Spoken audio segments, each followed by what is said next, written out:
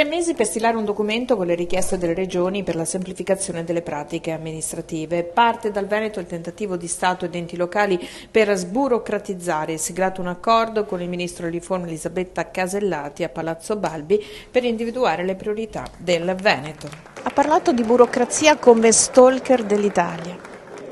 Sì, la burocrazia è uno stalker che accompagna la nostra quotidianità e che rende la nostra vita come una corsa ad ostacoli. È come avere sempre un nemico in casa che non soltanto ci rende difficile la vita, rende difficile la vita delle famiglie e dei cittadini, ma anche mina quella che è la potenzialità economica delle nostre imprese, perché nella maggior parte dei casi quando la realizzazione di un progetto richiede troppi tempi, l'imprenditore lascia perdere, non è possibile. Finirà prima o poi l'epoca dei commissari?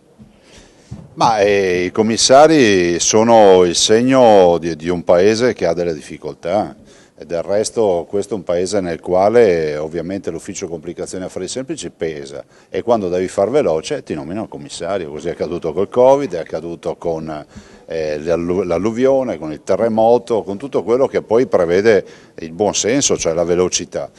Io penso che se questo paese avesse un'impostazione un po' più anglosassone nelle norme, nel fare le leggi, andremo molto più veloci. L'autonomia differenziata è prevista dalla Costituzione per la riforma del presidenzialismo, lei ha eseguito una serie di consultazioni.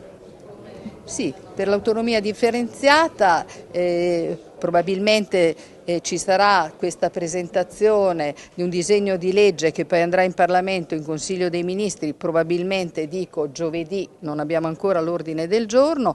Per il presidenzialismo questa settimana farò una serie di riflessioni per incontrarmi poi con la maggioranza e per vedere se saranno necessari ancora approfondimenti o meno.